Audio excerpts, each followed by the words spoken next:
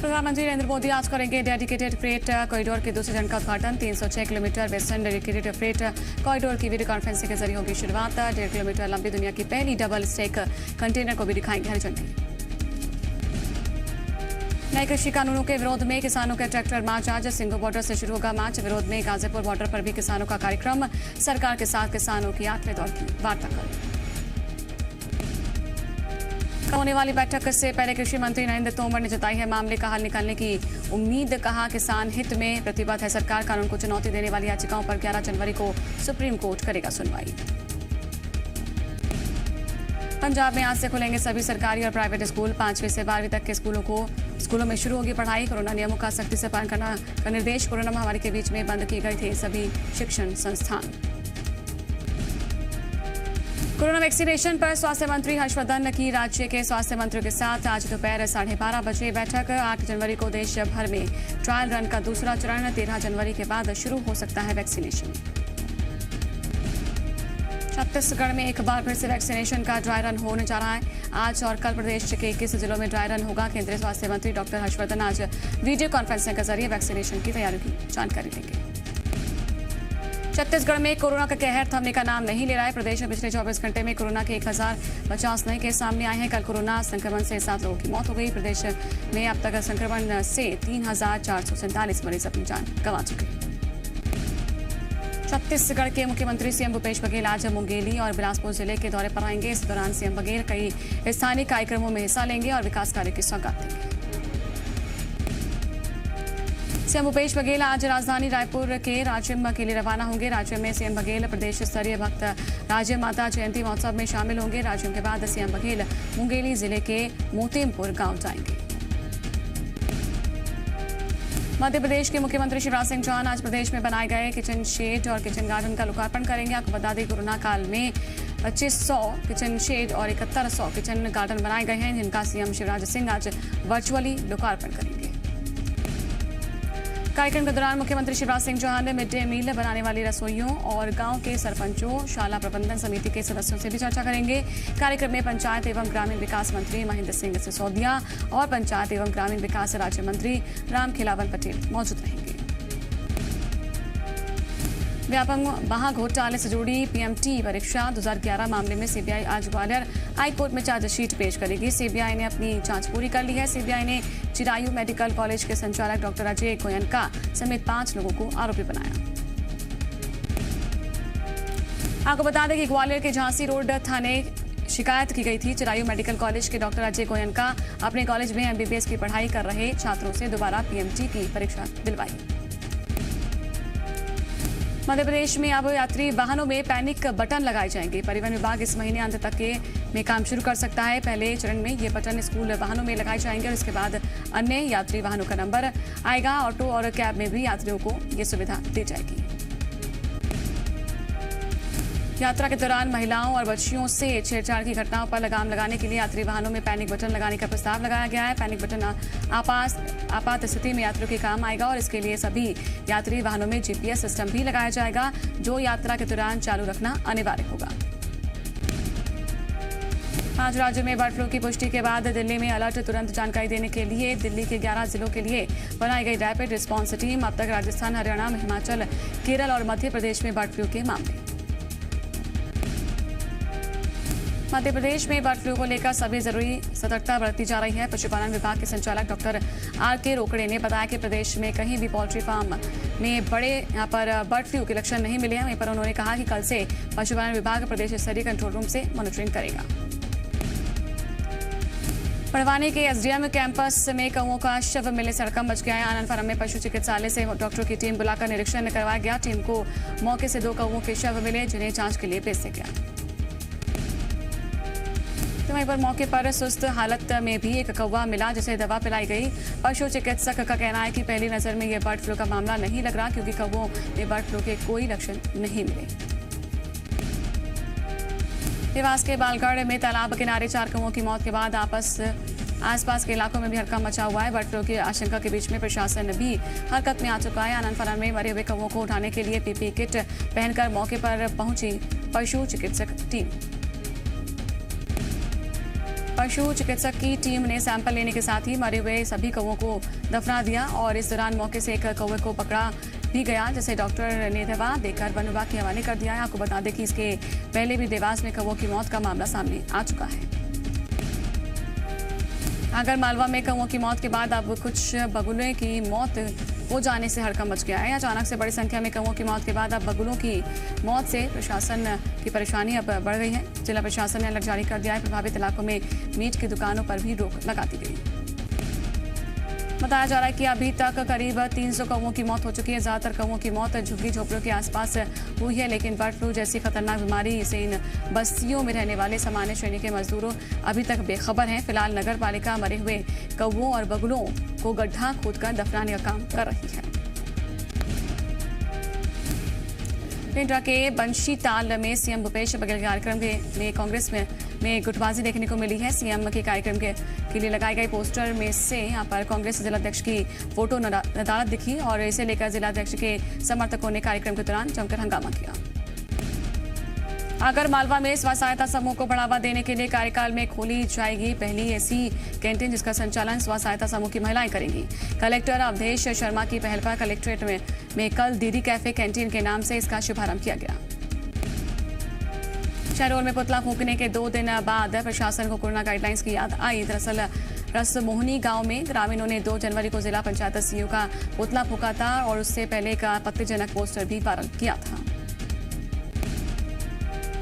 2 दिन बाद प्रशासन ने बीजेपी प्रदेश कार्य समिति के सदस्य प्रेम कुमार वर्मन समेत 20 लोगों पर कोरोना गाइडलाइंस उल्लंघन की एफआईआर दर्ज की। ग्रामीणों का आरोप है कि उन्होंने पुतला दहन के दौरान मास्क नहीं पहन रखा था, सोशल डिस्टेंसिंग का पालन नहीं किया। अब पुलिस आरोपियों की तलाश में जुटी है। राजधानी के शाहपुरा इलाके में प्रतियोगी परीक्षा की तैयारी कर रही एक छात्रा ने बुआ और रिश्तेदारों पर अगवा कर महू ले जाने का आरोप लगाया है। पीड़िता ने नीमच थाने में बुआ और रिश्तेदारों के खिलाफ नीमच थाने में अगवा करने की शिकायत दर्ज करवाई। पीड़िता की शिकायत के बाद केस डायरी शाहपुर थाने भेज दी गई। बैतूल पुलिस ने नकली सोने की गिन्नियां और बिस्किट बेचने वाले गिरोह का पर्दाफाश किया है। 5 आरोपियों को गिरफ्तार कर लिया। 17 किलो नकली सोने की गिन्नी और बिस्किट बरामद किए गए।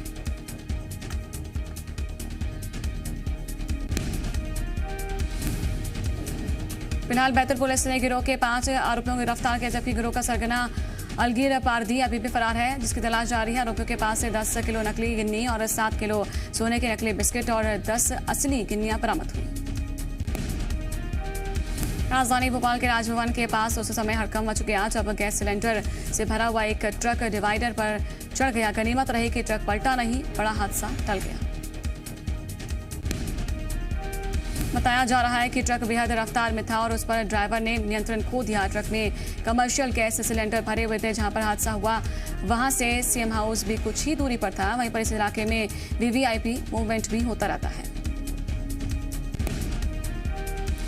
इंदौर में एक ढोंगी बाबा पर दुष्कर्म का आरोप लगा है। मामला प्रजापत नगर का है, जहां पर रहने वाली 32 साल की महिला ने बाबा पर धमकी देने लगातार दुष्कर्म करने का आरोप लगाया। पुलिस से मिली जानकारी के मुताबिक महिला के पति को लकवे की बीमारी थी। महिला को कहीं से इस ढोंगी बाबा की जानकारी मिली, जिसके पास महिला अपने पति का इलाज के लिए गई थी। पीड़िता ने पुलिस को बताया कि आरोपी बाबा उसे अकेले कमरे में ले गया। कोल्ड ड्रिंक में कुछ नशीला पदार्थ मिलाकर पिलाया गया, उसके साथ दुष्कर्म किया गया। वहीं पर विरोध करने पर उसके पति को और ज्यादा बीमार करने और उसके बच्चों की बलि चढ़ा देने की धमकी भी देने लगा। छिंदवाड़ा के परासिया रोड पर मौजूद एसबीआई की एटीएम बूथ में घुसकर चोरी की कोशिश करने वाले 3 आरोपियों को पुलिस ने गिरफ्तार कर लिया। दिन में घुसे तीनों लोगों की संदिग्ध हरकत देखकर कुछ लोगों ने पुलिस को सूचना दी। इसके बाद मौके पर पहुंचकर पुलिस ने तीनों को गिरफ्तार किया। इंदौर में इन दिनों शरारती तत्वों में पुलिस का खौफ नहीं बचा है। ताजा मामला नंदानगर का है, जहां पर कुछ उपद्रवियों ने एक व्यापारी के घर के बाहर जमकर उत्पात मचाया। शराब की खाली बोतलें घर पर फेंकी। हालांकि पूरी घटना सीसीटीवी कैमरे में कैद हो गई। भोपाल के रचना नगर में एक क्लिनिक से चोरी की सनसनीखेज वारदात सामने आई, जहां पर एक तरफ चोर सीसीटीवी से बचते हुए नजर आते हैं, तो वहीं पर राजधानी के इस बेखौफ चोर ने चोरी करने के बाद सीसीटीवी को देखते हुए नमस्कार किया। चोरी का माल लेकर रफूचक्कर हो गया। बताया जा रहा है कि चोर इस क्लिनिक से कंप्यूटर, एलईडी टीवी, 2 कैमरे और क्लिनिक का कीमती सामान अपने साथ लेकर चला गया। जब चोर सीसीटीवी के सामने आया तो उसने बाकायदा नमस्कार किया और फरार हो गया। पुलिस अब इस चोरी की वारदात को चुनौती मानकर सीसीटीवी के आधार पर चोर की तलाश कर रही है।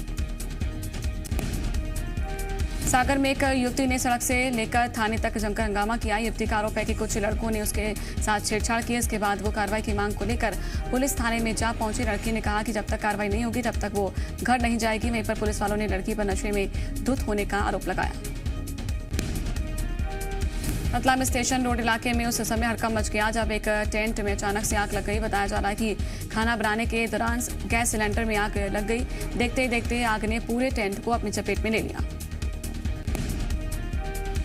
गनीमत रहे कि समय रहते ही मौके पर फायर ब्रिगेड की गाड़ी पहुंच गई और आग पर काबू पा लिया गया। बताया जा रहा है कि कुछ व्यापारी बाहर से आए हैं और टेंट में दुकान चला रहे हैं। इस दौरान खाना बनाते समय हादसा हो गया।